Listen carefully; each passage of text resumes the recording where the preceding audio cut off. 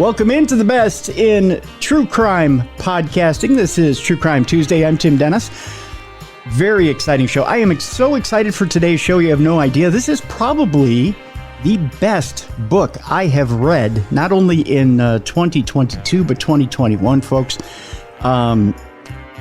This book hit me really hard, because I think at the age I'm at, in middle age to, 50s, 40s, I'm not going to tell you my true age, but I'll just say that the author and I were born in the same year, if you have parents that are aging, this book will hit you hard. If you have family that have a legend or lore that you sit around the family table and you talk about, and the story tends to grow, and you wonder if it's true or not, this book will hit you. But what's intriguing about this book, which is called The End of Her, and our guest today is Wayne Hoffman, who's the author of this book. This is an intriguing family story that involves a murder mystery having to do with Wayne's great-grandmother. We're going to get into that story today as well, but it also has to do with Wayne's mother and the fact that Wayne's mother suffered from dementia, and that there's a race in time here. Not only a race in time with trying to solve what actually happened with this.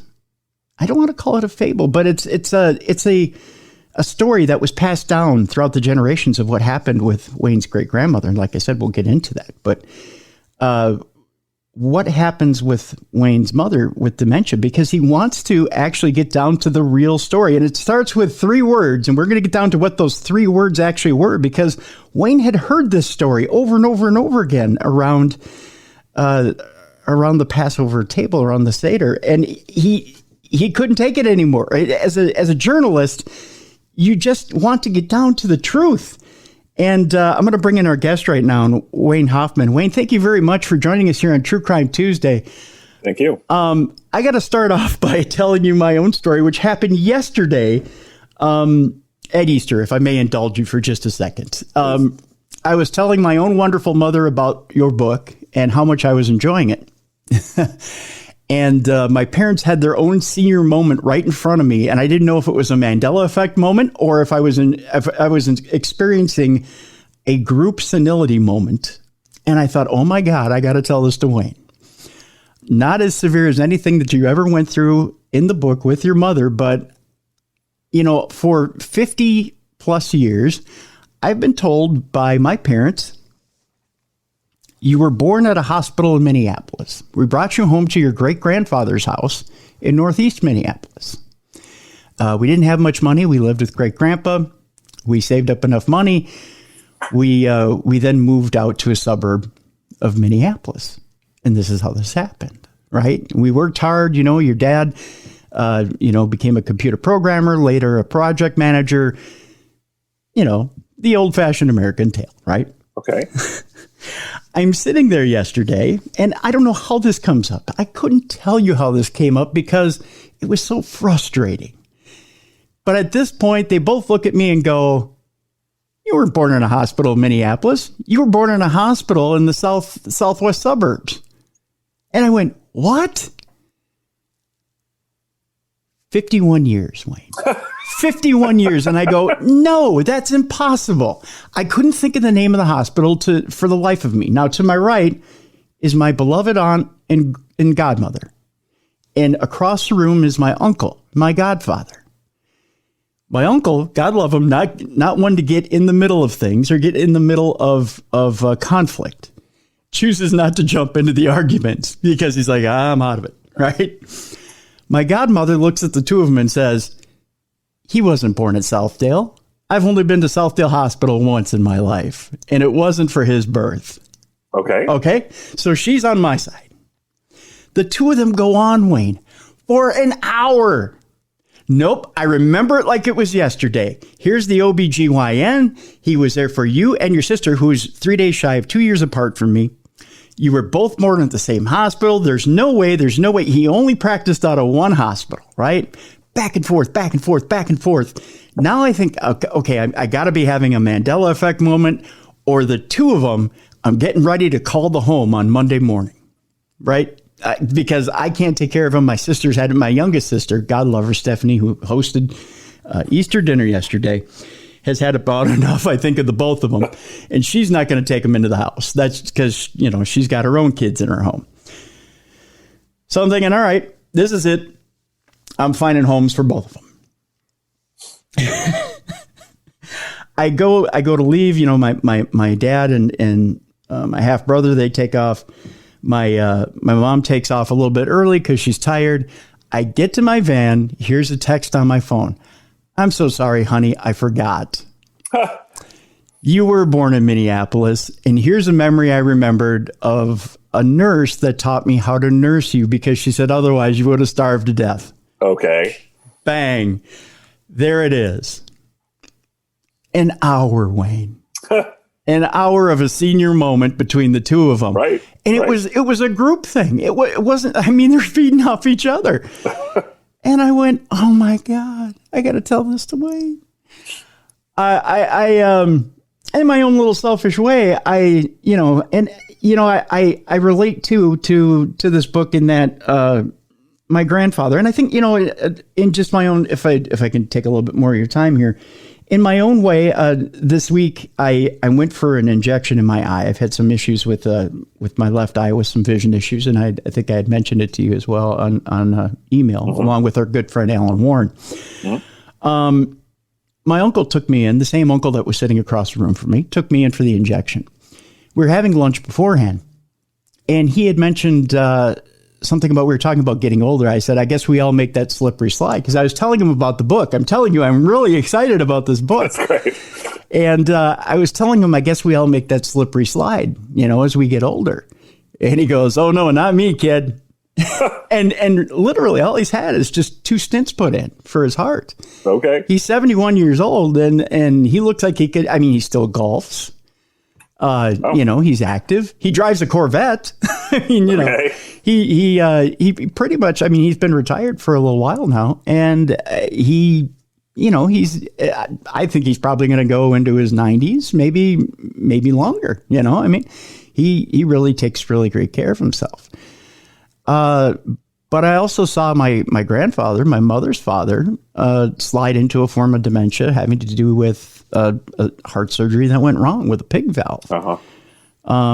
So as I read this book, my heart does genuinely, absolutely bleed for you. I've seen all of this. I've lived through all of this. It's rough to go through. It is. It absolutely is. So as I kind of started to set up a little bit of what the end of her is about, Racing Against Alzheimer's to Solve a Murder is the name of the entire name of the book, which, by the way, folks, is an amazing, amazing book. Tell us, Wayne, there were 3 words as you're sitting around the Seder table, and you say 3 words. What are those words? And you can absolutely say them, my friend. I call bullshit. My mother had been telling a story my entire life, which she had heard almost her entire life, about what happened to her grandmother, my great-grandmother. And that family legend that she had passed down was as follows: that her grandmother, my great-grandmother, was nursing her baby out front on the front porch in winter in Winnipeg 100 years ago when a drive-by sniper drove by and shot her dead in broad daylight, leaving the child at her breast unharmed. My mother grew up believing this legend. She told it to me and my brother and my sister our whole childhoods. I never believed it, and I never said anything until 2010. My mother had been diagnosed with dementia, which we would later realize was Alzheimer's disease. And I went home with a video camera to get her telling family stories before she forgot them. She's a great storyteller. First of all, hilarious. And second of all, she was sort of the keeper of all the family lore. And as she was going through her family tree, she finally got to this story about the drive-by sniper that she's told me a million times. And this time I said, I call bullshit. This story is not true. She said, what do you mean it's not true? I said, it's obviously not true. There was no one breastfeeding outside in winter in Winnipeg ever. There were no drive-by snipers targeting nursing mothers in what, the 12 cars in Winnipeg 100 years ago. None of this happened. And she looked at me and said, well, if that's not what happened, then what happened? And I said, I'm a journalist. Been a journalist for more than 30 years. Give me a week. We'll figure it out. 10 years later, I can tell you what happened to my great-grandmother. On the one hand, every detail my mother heard was, in fact, bullshit. It was not outside. It was not winter. It was not daytime. It was not a sniper. There was no one driving by. All of that is nonsense. But the one thing that is true is the thing that really matters. My great-grandmother was murdered. Mm-hmm. It bears no resemblance to that story, but she was murdered. And once I found that out, and I found that out by digging through official records, first of all, it took me 2 years to find her because her name was not the name I thought it was. She was a recent Jewish immigrant from Russia, and her name had been anglicized and then changed and then shortened, and then she got married to my great-grandfather, who changed his name as well. So it took me a while to find her. But once I found her, I did find out that she'd been murdered. Let's dig a little bit into your great-grandparents first before we get to the actual case, because in itself, your great-grandmother had a very rich history, and so did your great-grandfather. And what happens after the murder is just as rich as what happens before the actual murder. Yes. Tell us a little bit about your great-grandmother and what happens before she comes to Canada. So my great-grandmother grew up in what they would call Russia. It was actually what we would now call Ukraine. Mm-hmm. And now you know there's a difference. Everyone knows what the distinction is now. But she grew up in a small town in Ukraine. And before, she was the oldest of 4 children. And then her mother died. So she was being raised by her widowed father. And she had a suitor, a boyfriend, or a wannabe boyfriend, who was chasing after her in her hometown. He was very well-to-do. She rebuffed him. He did not take that well, and he swore revenge on her. Shortly thereafter, she leaves Russia. It's unclear whether it's because of this threat or if it's because of the wave of pogroms that's driving tens of thousands of Jews to leave Ukraine and Russia at this time. But she leaves. She comes to North America, intending to go all the way across the United States to Portland, Oregon. She stops along the way in Winnipeg to see an uncle, and she stays. She meets my great-grandfather, who is also a recent immigrant from Ukraine/Russia. He's been there for 2 years, and his whole family is there. He is one of 8 siblings, 7 of whom are in Winnipeg. 1 is in the States. And his parents are also there. So he has a whole family. He's been there for 2 years. And he started a business with his brothers, dealing cattle, which turns out to be a quite lucrative job. And when my great-grandmother immigrates, they get married within a few months. And they start having children. By the time my grandmother is the 3rd of their children, they have 4. She's the 2nd of their 4 children. But after only 7 years in Canada in 1913, she has 4 children. The oldest is almost 6. My grandmother is 3. There's a 2-year-old and an infant. That's when she is murdered. Things had been looking quite good. Actually, the family was doing well. They had moved to a bigger house. Business was going well with the cattle business with his brother. My great-grandfather and his brothers was doing well. So things were looking good. The Jewish community in Winnipeg was getting organized. They were opening synagogues by the dozen. Like in the span of a few years, they opened a dozen. And the Jewish population goes from almost nothing to 10,000 in a decade, which is a lot for Winnipeg at the time. Mm-hmm.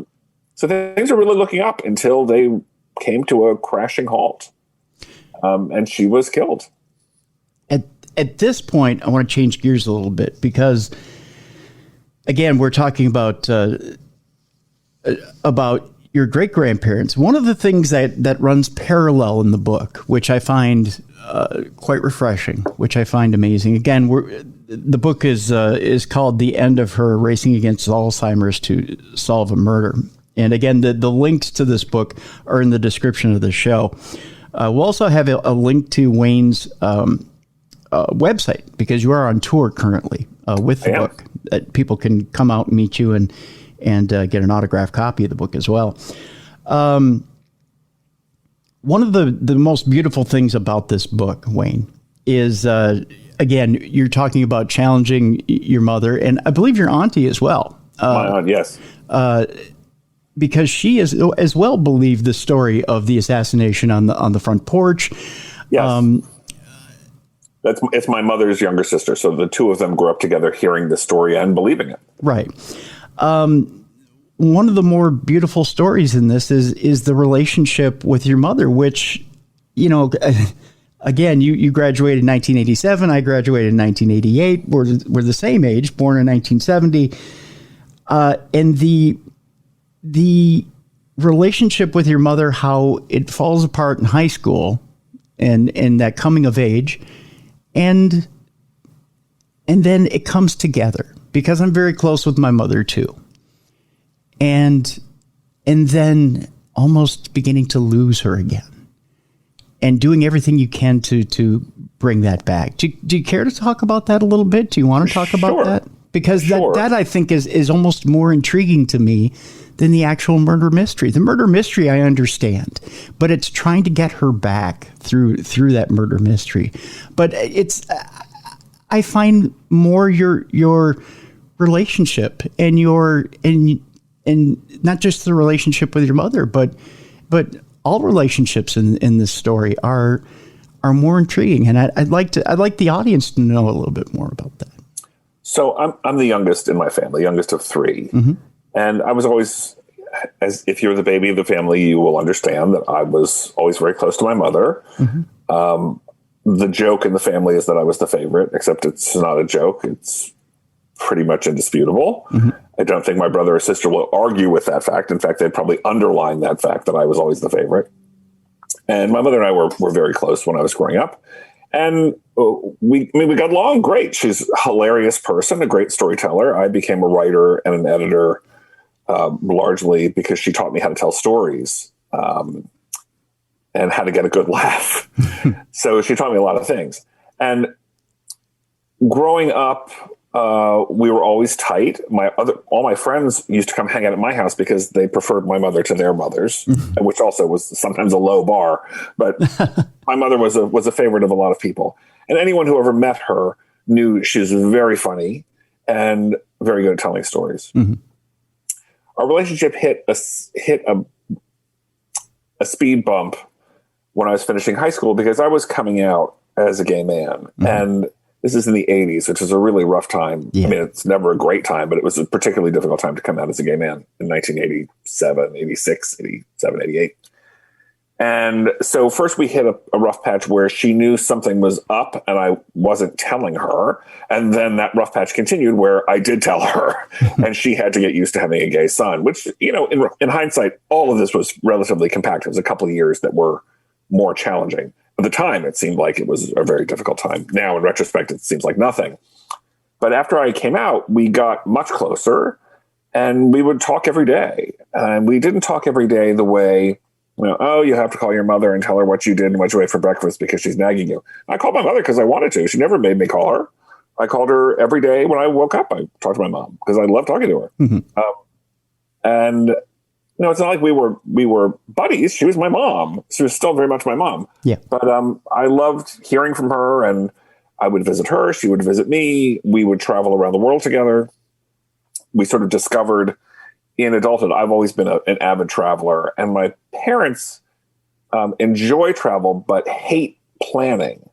And I love planning. Mm-hmm. So they would leave me to plan trips. So I took them around the world. I was happy to have them with me. They were happy to go places and not have to plan these trips. So we got very, very close as adults. So when this happened, the first time we noticed my mother was having memory problems was actually in my house. My husband and I have a place in upstate New York in the Catskills. And my parents were visiting, and my mother, as usual, was telling funny stories around the table. And she told a funny story, and everyone laughed. And then she started the exact same story again, verbatim. And one of my nephews, one of her grandsons, said, "Grandma, you just told that story." And she said, "Like, She often had told stories you'd heard before. It wasn't a problem. Wasn't surprising. She said, really? When did I tell him? He said, like 30 seconds ago. And she had no clue that she had just told the story. So her decline started at our house. And I thought, you never know when someone has dementia or Alzheimer's how long you have. My father's mother had it, and it lasted many years. But other people I've seen who have it last a couple of years. It can be much quicker. Yeah. You really have no idea. For my mother, the first few years were relatively gentle decline. So we could still stay in contact. We still talked every day. She was getting more forgetful, but she was still her. For a few more years. It got more challenging later on. But when I called bullshit on this family legend, she was only not even a year into her diagnosis.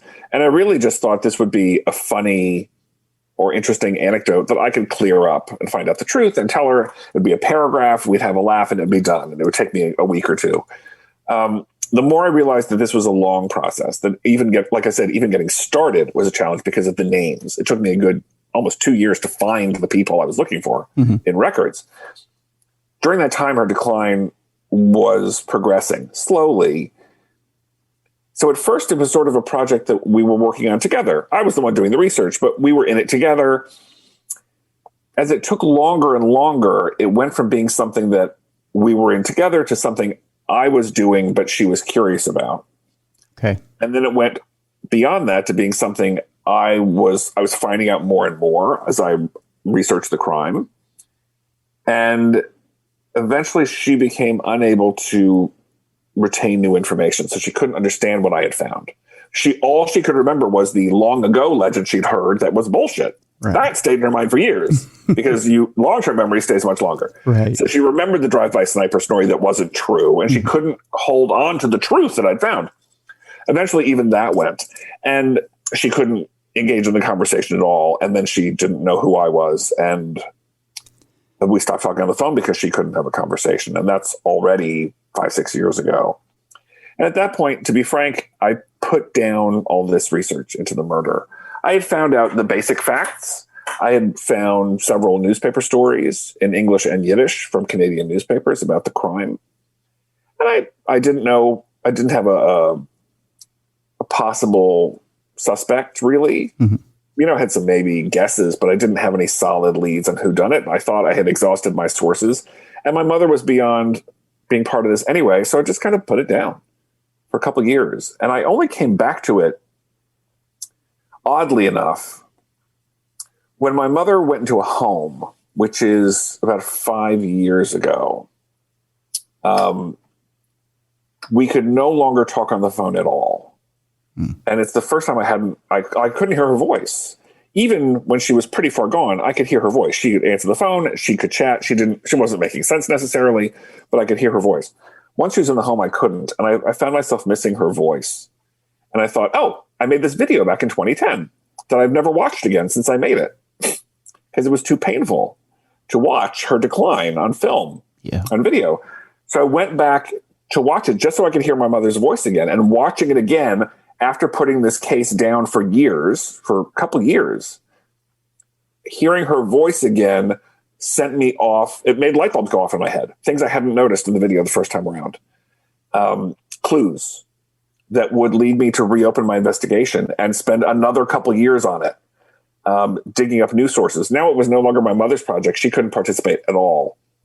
But in her place, I found about 24 cousins, most of whom I've never even heard of, much less met, around the world, Canada, the United States.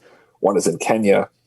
And tracked those people down to find out what they knew about this murder and what they knew about the family and what family stories they could share that my mother had never known or had never shared before it was too late. And they also led me to new sources and new newspaper stories. And I dug up more newspaper stories. And thanks to all of that, I finally had a theory of the case and who done it and how it happened and why. And in the end, the sad part is now it's just my project.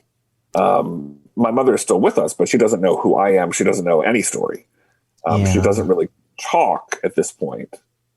She's been in a home for years, and it's It's really not, she's not in despair or distress, but there's no engagement left.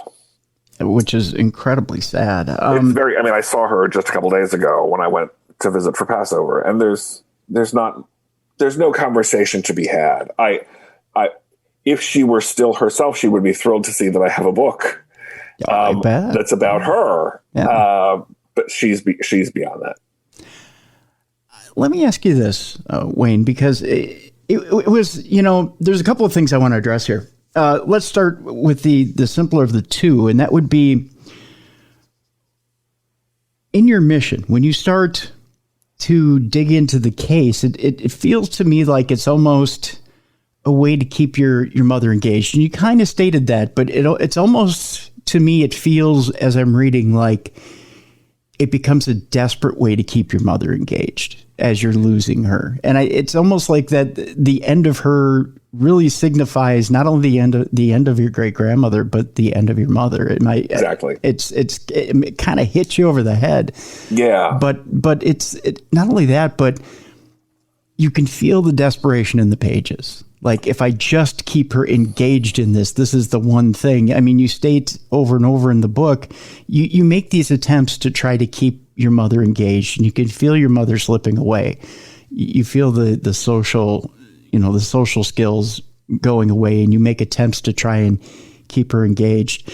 Did you feel at any time, and this is the question as I set this up, and it's a long setup, did you feel at any particular time there was one thing that you knew you could sustain her at any time? Not you knew you were going to lose her. Deep down, I know that. But did you feel there was anything that could sustain her for even a month, 2 months, 3 months, that one thing would do the trick to keep her hanging on? And it wasn't your great grandmother's case. The things that kept her engaged, when you lose your memory with Alzheimer's, broadly speaking, it's not precise, but broadly speaking, your memory recedes in reverse chronological order. So you forget the most recent things first, and you can hold on to the medium past longer, and you can hold on to the distance past the longest. Which meant that even after she lost me, because I'm 51, eventually she lost me.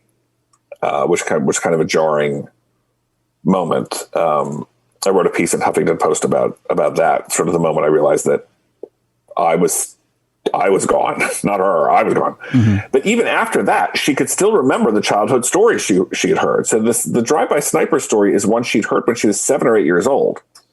So it went back very, very far. It's one of the last things she could recall. So that was very useful. And also telling that story was involved her mother, who told her this story. And that really helped.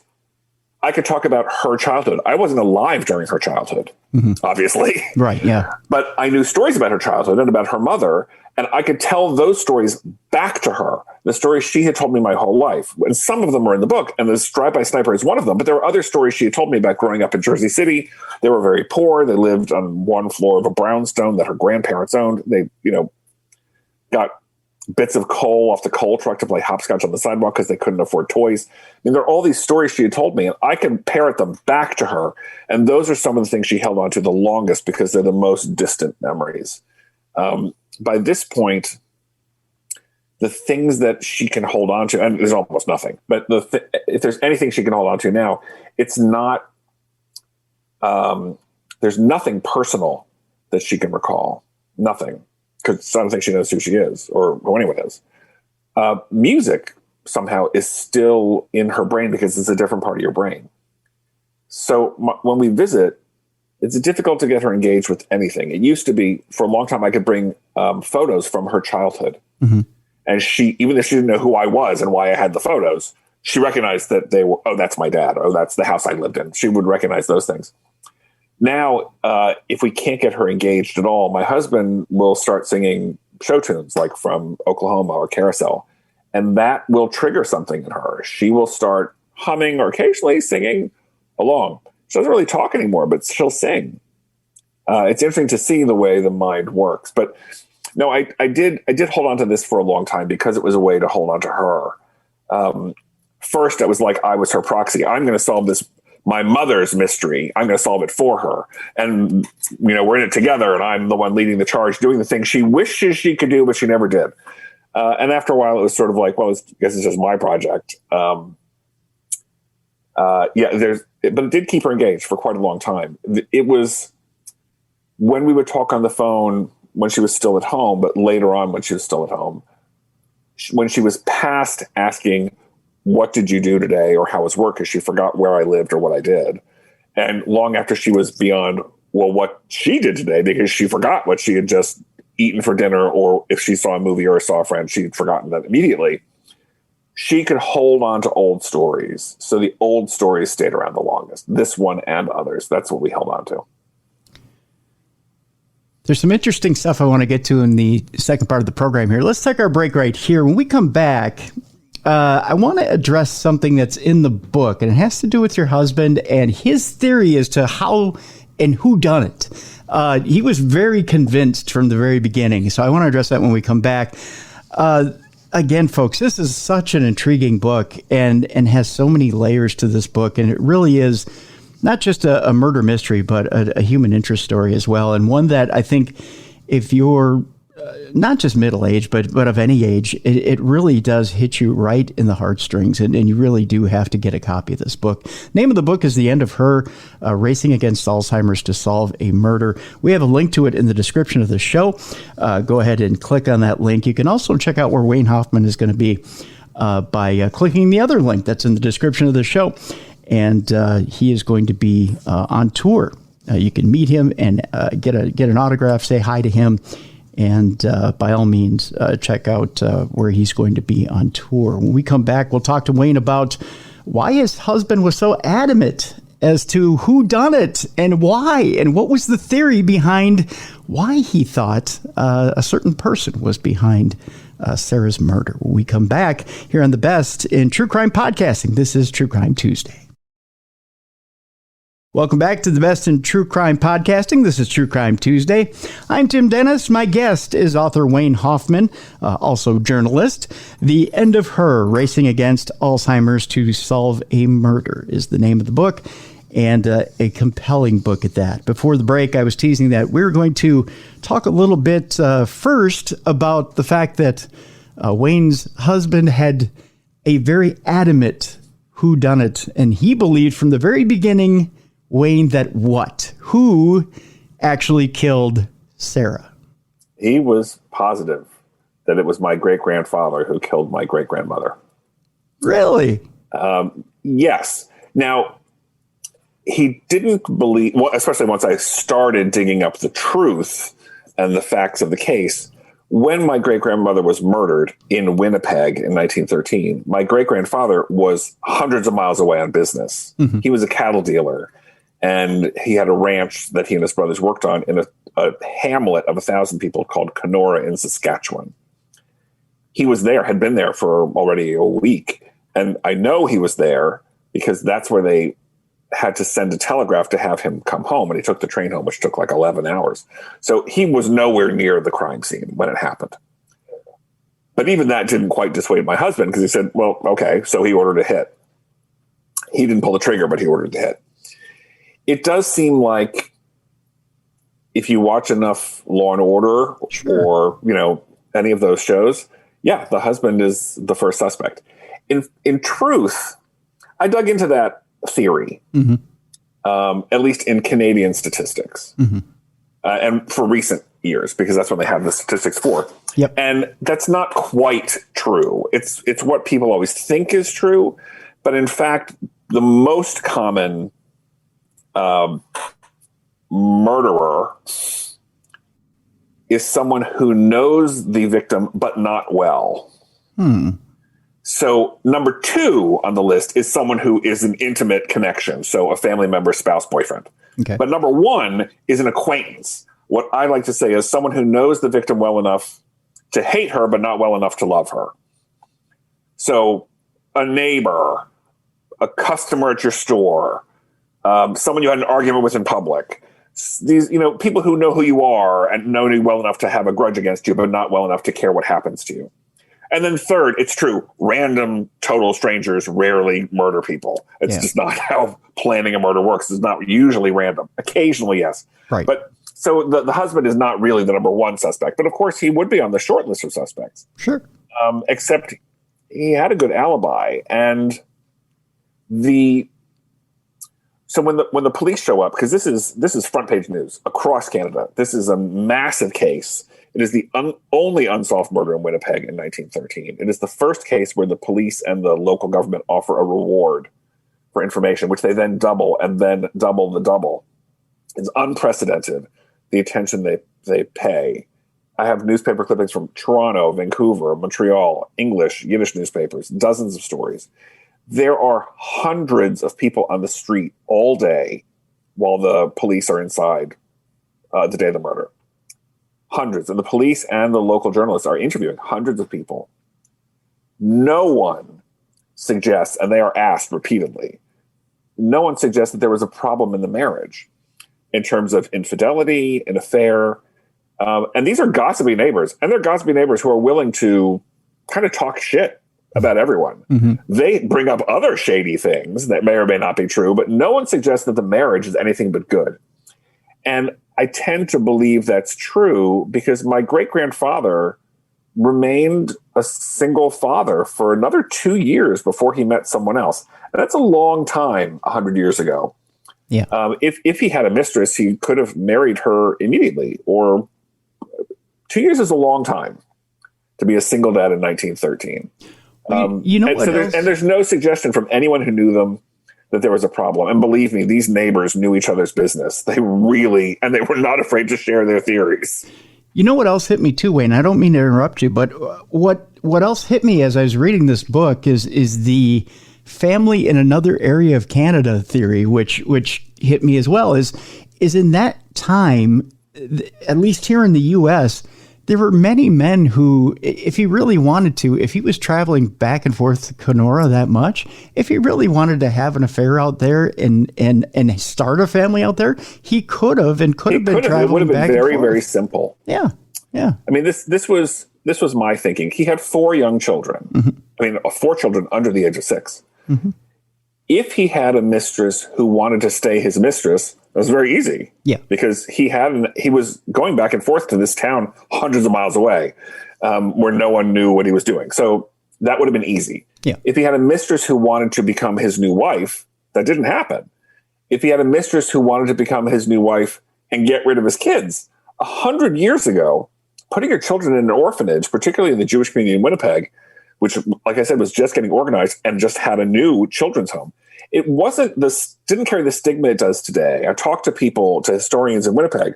They said, no, often parents who were of limited means, they put their kids in the children's home so that they made sure they had a place to go to school, a place to sleep, they got food, and maybe they took them back later. It didn't mean they were orphaned, and it didn't carry the stigma that it does today. But my great-grandfather never did that either. Mm-hmm. And it would have been very simple. His brother helped found the orphanage. Yeah, yeah. So he had me in. He never did that either. So this other woman, if there was another woman, never appears. And my great-grandmother, by all accounts, couldn't possibly have been having an affair. First of all, she had 4 children under the age of 6. Yeah. And she had a full-time live-in nanny and extremely gossipy neighbors. Mm-hmm. There was no way that she was going to be having an affair without everyone on the block knowing. I don't know when she would have had time between breastfeeding her youngest and raising the other 3. Yeah. There's no chance that she was doing anything. So those sort of jealousy motives don't make sense to me. Another woman waiting in the wings doesn't make sense. Mm-hmm. And by all accounts, the marriage was a pleasant one. So there was no, and also this wasn't a crime of passion because, like I said, he was hundreds of miles away. This didn't happen during an argument that no one else heard. He was hundreds of miles away. If he hired a hitman, he would have had to have done that before he left on his trip. It would have taken a lot of organizing. That's not a crime of passion. Yet we're told that a shot to the head, as close as it was, is a very personal message. Yes, she was. So the true story of what happened to her is that she was murdered in her bed while she slept. She was in bed with her 2-year-old daughter at her side and her 7-month-old daughter in the crib next to the bed. And someone came in put a gun to her head and shot her. So it's certainly an extremely violent and personal crime, which again doesn't point to someone random. No. The questions are, does it point to someone trying to send a message to her? And if so, what's the message? Does it point to someone trying to send a message to my great-grandfather? And if so, what's the message? And what's the motive? Because clearly someone is motivated. This wasn't, an accidental shooting on the street. This wasn't in the midst of a robbery. This was a murder that someone plotted out very carefully and committed very efficiently. Scary at that. I want to get back to some of the relationships in the book. You had mentioned your grandmother, and one of the relationships that intrigues me in the book is with your grandmother Ethel. There's an entire chapter that's dedicated to her. Yeah. And some of the quirkiness in there. Tell me a little bit about your grandmother Ethel and just what kind of a character she was. So I knew Ethel in a couple different ways. Ethel was my grandmother. Mm-hmm. She was 3 years old when her mother was murdered in Winnipeg. I knew her in two ways primarily, as my grandmother and as my mother's mother. Mm-hmm. To me, as a grandmother, she was always perfectly nice. She wasn't a warm and fuzzy, cuddly kind of grandma, but she was very sweet to me. It was clear she loved me. Mm-hmm. And she was a tough lady. Like, you didn't mess with Ethel. Yeah. And she was also kind of no nonsense. If you've ever watched Judge Judy, there's a bit of my grandmother in there, sort of not suffering fools. Mm-hmm. But also when I was in junior high, when I was 12 years old, my grandmother had lung cancer and she moved in with us toward the end of her life. She lived with us for 6 months when I was in 9th grade, I think. And then she moved into a nursing home after 6 months, and 3 months later, 4 months later, she died. She died 2 weeks after my bar mitzvah in 1983. So I knew her as a grandmother, but I also knew that she was my mother's mother, and she had not been a model mother to my mother. She was constantly undermining my mother's confidence from the time she was a child all through the end of her life. That never stopped. She was not terribly kind to my mother. She wasn't abusive. That's not what I mean, but really emotionally not available, not whatever the opposite of nurturing is. That's what she was. Okay. Sort of preyed on my mother's insecurities. And also then as I found out as an adult, as my mother found out as an adult, she also sort of pitted my mother and my aunt against each other through most of their lives, which was a relationship they worked hard to repair after my grandmother died. And successfully. Mm-hmm. But so I knew her in both ways.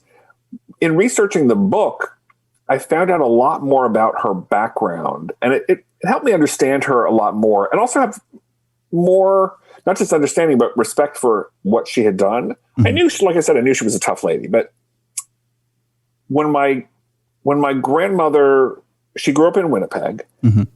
and almost the whole family stayed in Canada. Most of them moved to Vancouver in the 40s, but they mostly stayed around there, around Vancouver. A couple moved to California, but mostly even the ones in California stayed in close contact with the ones in Vancouver.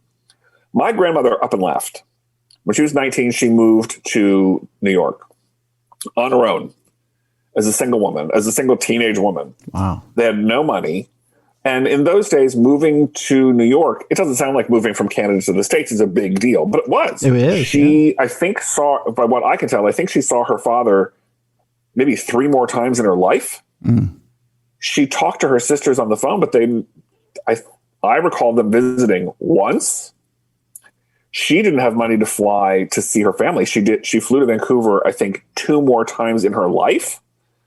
So she really was without a support system, and she remained single in New York for another 8 years as a young single woman living on her own independently without a support system in a country she did not grow up in. So I kind of got a greater appreciation for just how independent and self-assured and hard-edged she had to be. She had to throw elbows to do that. And the curious thing I hadn't realized is she had left her home and her country when she was 19. That is precisely the age her mother had been when she too up and left Russia. She was 19. She was alone. Now that's an even bigger journey. She was moving across the world to a brand new city that they probably never heard of, in a country they'd never been to, where the language was the one they didn't know. Mm-hmm. There's nothing familiar other than cold weather moving from Ukraine to Winnipeg. Yeah. But it's a similar sort of moxie that I got to appreciate in my grandmother that I saw as a reflection of her mother. That only really came when I was researching the book and I got to understand her whole life, not just, her life as my grandma. She had a life long before she was my grandma. Most of her life was not about being my grandma. And I'm glad I got to dig into that more. I didn't discover that, she really was warm and fuzzy. She was not. But I did discover, how and why she developed those strategies for a living, and how they either suited her well or were necessary for her to do what she did. And I came to appreciate that. I was going to say there's a part in the chapter about her where it sounds like you almost developed an appreciation for her, that she saved you from certain social situations, specifically when you have your coming of age and you get to spend it listening to Duran Duran and playing Centipede. Yes. You don't necessarily have to have the big party. It's an irony. Like I said, I was the youngest child, and my brother and sister, and we grew up in a traditional Jewish family, and my brother and sister each had big celebrations for their bar mitzvahs. Mm-hmm. A big dinner, everyone gets dressed up, tuxedos, suits. There's a band. It's a big affair. Mm-hmm. When it was time for my bar mitzvah, my grandmother was in a nursing home and we knew she was about to die. We didn't know when, but it was clear that she was at the end of her life. And Jewish mourning rituals say that when you're mourning someone for the first 30 days after they die, you can't listen to live music. Right. And my mother said, well, if that's the case, if she dies before your bar mitzvah, I won't be able to come to my own son's bar mitzvah. Ooh. How is this going to work? And she said, how about if we scale everything back? And I, who hate wearing anything other than jeans and sneakers, was very excited about this prospect. So we downsized the whole party, it's 1983, to just a kids' party in the basement of my house, listening to Duran Duran records on our record player, and what they call the video van, which is basically a tractor trailer filled with video games, arcade games, parked in the driveway. That way, it was a kids' party, mm-hmm. and my mother wasn't going to be, at it, quote unquote, at that party anyway. It was just for kids, and it wasn't live music. And I think my parents were concerned that I would feel that I'd been ripped off. Like my brother and sister got these big, elaborate affairs, and I was wearing corduroys in the basement, playing Centipede and listening to Rio. I was like, oh my God, it sounds so much better to me. So much better. And it's all because of my grandmother, inadvertently, because we were concerned she might die before my bar mitzvah. In fact, she lasted 2 more weeks. I get the idea too, Wayne, that even though, and it seems like it's always this way with the relationship with a grandparent, that even though the relationship was rocky at best between your mother and your grandmother, that you really did have a genuine affection, even though there was an outward love there between yes. you and Ethel, that there was kind of this kind of cute affection between you and her that yes, definitely. And when she lived with us, my brother was already out of the house. Mm-hmm. In fact, she lived in my brother's old bedroom. So mm-hmm. my brother was gone by this point. He wasn't around for that. My sister was in high school and was busy. She had things to do. She had her high school friends. She had after-school activities. She was busy. And I think she was largely mortified by my grandmother, because my grandmother would make comments to her friends when they came over that were sometimes racially insensitive in a way that only grandparents can be. She wasn't a horrible racist, but she would say things that they didn't come out right, or they shouldn't have been phrased that way. My sister was mortified and basically avoided having her friends come over. Yeah. I was younger, I was at home all the time because I wasn't old enough to have stuff to do out of the house, really. And I became her helper. Like, every time she went upstairs to bed, someone had to take her walker upstairs. I was the one who took her walker. If she needed a drink, she'd call me and I would come bring her some lemonade. I would go relay her desires for what she wanted for dinner to my mother downstairs in the kitchen, and my mother would roll her eyes. I was the person who was sort of the go-between.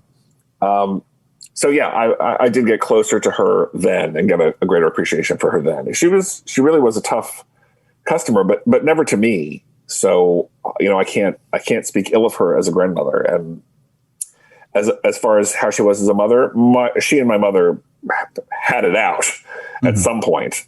But you can't go back and undo decades of bad parenting. True. Very true. So the reason I bring up Ethel is to bring up this point. We have all, as human beings in our journey, we go from being children who see older adults pass, and that's our first real trauma. And let's call it what it is. It's trauma. The elders in our life passing and their first real experience with death, to eventually seeing the loved ones in our life that are our immediate next generation start to deteriorate, which is extremely traumatic. And it's our first real experience with the idea that mortality may be around the corner for us, or that we start to have to deal with it. Tell me, in your experience, how Ethel prepared you for what is now going on with your mother. How does one translate to the other? There's some parallels. The biggest difference in terms of what my grandmother went through at the end, what Ethel went through at the end, and what my mother's going through now, is that Ethel had cancer. And so her problems were medical. And her difficulties toward the end were mostly physical. She had chemo, which was hard on her. She had radiation and her hair fell out. And she got weaker. And then she couldn't live independently and she had to go into a home. And then she had a stroke. So it was mostly physical deterioration, and she went to a nursing home. My mother's deterioration is mental, so it's quite different in most ways. Physically, she's actually fine, which is not good news. Physically, she's okay. Yeah. But even the home she's living in isn't a quote unquote nursing home. In fact, insurance doesn't cover it because it's not a quote unquote nursing home. There's nothing medical happening. She simply can't do anything on her own. She needs someone to take her to the bathroom and get her up out of bed and help her bathe and help her get dressed. But she's not attached to a machine. She's not getting the treatments. There's nothing to treat for Alzheimer's. So it's very different in that way. But the sort of seeing the end coming and knowing that it's coming, but not knowing when, is something I watched my mother go through with her mother. And seeing the things you need to do that you do, not because they're fun or good, but because the alternatives are worse. I don't think anyone wanted my grandmother to move in with us. My mother certainly didn't want it, and I don't think my grandmother wanted it either. My mother doesn't want to be in a home right now. Not that she knows where she is. Yeah. But there is no alternative. So you just kind of have to do what you need to do. In some ways, what prepared me and my whole family more was what my father's mother went through, because she also had Alzheimer's. And the biggest time I saw a parallel. So my father's mother, my grandma Rose, was a real incredible dynamo of a little woman. Tremendous memory, really incredibly organized, a powerful presence in a room for a tiny, tiny lady. She's like 4'10", and she had Alzheimer's. And she had my grandfather, her second husband, my grandfather Harry, took care of her for a very long time at home. He's a very caring man, a very loving man. And eventually, she was no longer lucid. She couldn't live independently, but he kept at it as long as he could. And eventually he did have to put her in a home. There was no alternative. Yeah. And he put her in a car and packed her up and he drove her to the home. And as they're pulling up to the home, she, who has not had a lucid thought come out of her mouth in months, turns to my grandfather and says, "I know what you're doing, you son of a bitch." And that, first of all, shattered him, but also haunted my father a generation later when he was trying to make the decision to put my mother in a home. Because I think he had the same concern that something like this could happen, that maybe she does know what's happening. It seems like she doesn't know, but maybe she does. And I think that was that hindered him and all of us from moving as quickly as we might have to put her in a home, which again, no one wants, but it would have been better. If we had done it sooner, it would have been better for everyone, including my mother, if she had gone in 12 months sooner. But I think that the legacy of what happened to his parent hung over him as he wanted to figure out what to do with his wife. And it did for all of us. We all knew this. I remember watching my grandmother decline and wondering if my mother was going to follow a similar path. And in some ways she has. The difference being that when I was a child watching my father's mother decline, she was my grandmother. I didn't see her all the time. Yeah. And eventually when she went in a home, I don't think I saw her again. They lived in New Jersey. I was in Maryland. It wasn't next door. And I don't think I saw her again. And she was in a home for years, for a good maybe 6 more years. It didn't make an impression on me just how long that part of the process is until now when I watch my mother. Because the decline at the beginning is slow, and then it hits a really rocky patch where sort of the wheels come off the cart and you realize it's a crisis and you have to do something. That's a couple of years of really just unspeakable horror for everyone involved. She's cognizant enough to know that something's terribly wrong. You're cognizant enough to know that something is terribly wrong. Yeah. But now we're in the final part, which can go on for, 6 months, 6 years, 10 years, 15 years. We have no idea how long this last part is. And it's now that I appreciate, looking back on my childhood, just how long my father's mother spent in this part of the process. That maybe I could have seen this coming, that it would take this long, if I had really had an appreciation when I was a child for what my paternal grandmother had gone through. But I didn't. I was a kid. I didn't. You don't take things in on the same level that you do when you're an adult and it's your mother and not your grandmother. There was also a concern at one time in the book where your mother is going to, I don't remember the name of the society, but she's going 3 to 4 times a week.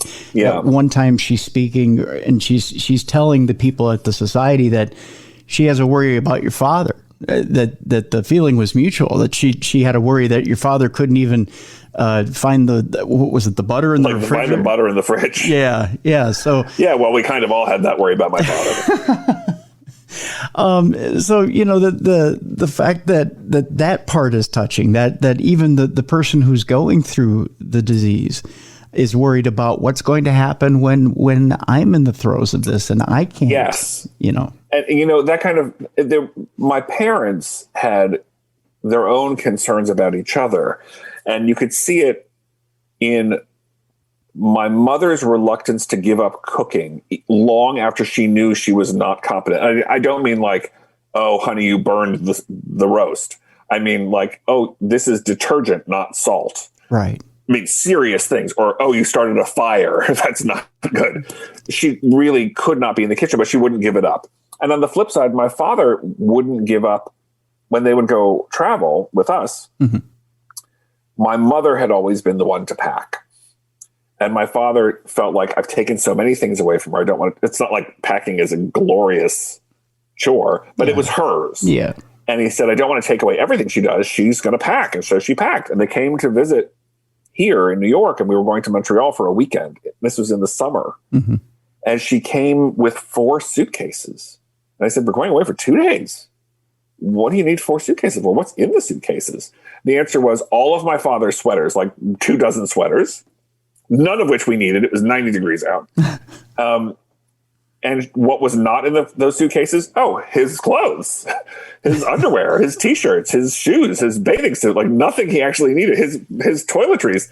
Nothing was there except all the sweaters. And I said to my father, she's not capable of packing anymore, but he didn't want to take that away. Yeah. She didn't want to give things up. He didn't want to take them away. Eventually he realized, well, either we're going to wear 3 sweaters in the middle of summer and my mother's going to be feeding us detergent, or something's got to give. And eventually it does, but it takes a while. Those things are hard to adjust to. That it is. So let me ask you this, and again, we don't want to spoil the ending of the book for people who want to go out and get it. I don't want to do that because this is a very rich book in that you give people such a good foundation throughout the entire book and a an ending that they deserve. Let me ask you where you're at in this entire process right now, and where your husband's at in this entire process, because he really does become as most of our spouses do, they become a very solid part of the family. And I think your husband became a very solid part of the family too. So how does your husband feel about all this, seeing his mother-in-law go through all this? We just saw her a couple days ago, and my husband is in many ways better at this than I am at visiting my mother. First of all, even though he's known her for 33 years, because we've been together since 1989, it's still not his mother, it's his mother-in-law. Yeah. So there's one step further removed, so he can see it more clearly. For me, there are always more layers. Like, she's not looking at me. Is it because she doesn't know who I am? And what does it mean that she doesn't know who I am? Or she's not looking at me. Is it because she's angry I haven't visited more? Or am I sort of importing these ideas into her brain that she's not having the guilty feelings I'm having? He can sort of deal with what he actually sees in front of him. Yeah. And his focus is often, whereas my focus is sometimes, let's see if I can engage her with me so that we can have a conversation. I want to talk to my mother. He has a more realistic approach, which is, let's just see if we can engage her as a person. Yeah. And sometimes singing "Oh, What a Beautiful Morning" is a way to engage her as a person. She doesn't know who the hell we are or why we're singing these songs or even what show they came from. She doesn't remember any of those things. But it does engage her, and sometimes it'll make her laugh. He'll show her videos of adorable animals, goats in pajamas, whatever it is, cute puppies that delight her. Yeah. And that doesn't engage her as my mother. It just engages her as a person. He's better at that. Because otherwise, for me, and I know for my dad, for my brother or sister, there's always, you're trying to get your mother back, not just the person in front of you entertained. You're trying to get your mother to respond as your mother, but she's years past that. It's a futile effort, but it's sort of impossible not to be tempted when you're sitting in front of her, to, like when we saw her a couple days ago, I was telling her, here's what we're making for the Passover Seder. Here are the people who are going to be around the table, thinking like, maybe I can get her to remember something. Remember when we used to make the Seder together? Remember you used to cook the brisket and now someone else is cooking it? No, she's past all of that. But then my husband starts singing a song and she's with us. And what's more important now is not that she remembers who made the brisket. What's more important is that she's not distressed, and that if we can go in and have her engage at all and maybe laugh or smile, like, that's a win. And I think my husband realizes that's the win. Yeah. It's not a loss that she doesn't know who I am. She hasn't known who I am for a very long time. So you have to focus on what's achievable there. So yeah, when we go to visit together, and whoever she thinks we are, she seems happy to see us. Yeah. So that's the best we can do right now. That's it. The Seder and the Seder table is really a euphemism for what's been this journey that you've been on. Yeah. And you just mentioned this past Passover and this last Seder. The Seder has been wide open during your journey. It's become incredibly closed down as your mother went through this journey. Has the Seder table opened back up? So the other thing that happened, two things happened in the meantime. So we always had the Seder at my parents' house. Mm-hmm. We did it with another family who we've been very close to. My parents have been best friends for 60 years with them, and their children have been our friends. And then an extended family, friends of the family. So it's sort of a large multi-family gathering. My mother went into a home about 5 years ago, and we did the Seder, I think, two more times without her. Same group, same place. I run the Seder, so I'm still there. Mm-hmm. And everyone else was still there. My mother had not been able to cook for years. So the food was already catered food that we ordered out and other things that people brought. So her food had already disappeared, and then she disappeared. In 2019, my father sold the house where I grew up and moved into an apartment. My mother's in a home. My father's in an apartment. Okay. So the house is gone. The house where we used to hold the Seder. Mm-hmm. We had tried to find a new place to have it. And another one of the people who comes to the Seder from the other family, the Hermans, had offered to host the Seder. And then the pandemic happened. Oh. So the Seder in 2020 was a Zoom Seder, and the Seder in 2021 was a Zoom Seder. Mm. So in fact, the Seder we had just a couple nights ago on Friday night was the first time we've had a Seder in person that was not at my parents' house in my whole life. It's the first time I've gone to a Seder outside my parents' house, the house where I grew up. How did that feel? It was, look, it depends which end of the telescope you look through. Okay. We can focus on all the things that are gone. Mm-hmm. My mother's not there. The patriarch of the other family, Don Herman, died just a few months ago. He's not there. Okay. My mother's brisket's not there. My mother's turkey and stuffing, which were legendary, are not there, but they haven't been there for years. Okay. The house where I grew up is not there. The fold-up tables that we used to rent every year to try to squeeze 25 people into a modest-sized house, those are not there. All those things are gone. We can focus on that. Or we can say, okay, this is Seder 2.0. It is the same Seder with the same people, the same Haggadahs, the same Seder plate, the same stories, the same songs. I still lead it. It's the same stories we have from Passover's past from the old house. We can still tell the stories, even though we're in a new house. And almost everything is still there. Yeah. The things that are the most central to the Seder are still there. And it's in a new location, new food, great food. Yes. It's a terrific gathering. And it felt at once like something new, but mostly it felt like the same old Seder, just in a new location. Like new improved menu, new improved location, but same Seder. It had the same feeling. And that was a relief because it's all of those things at once. It's not just my mother not being there. It's also the house being gone. I mean, someone else is living in that house now and being together in the same room for the first time in 3 years because we missed 2 Seders to the pandemic. We did them by Zoom, but that's not the same thing. Right. At all. Right. Yeah. My sister has now taken over a lot of the family traditions, but she's made a lot of the traditional food. So she, potato pierogi, I'm sure you can relate to.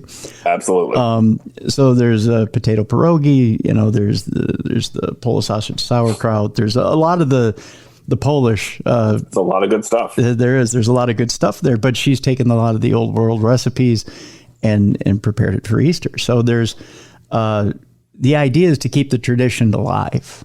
Yes. And we refine it. I mean, yeah. my mother always made a brisket growing up. Mm-hmm. Now I make her brisket.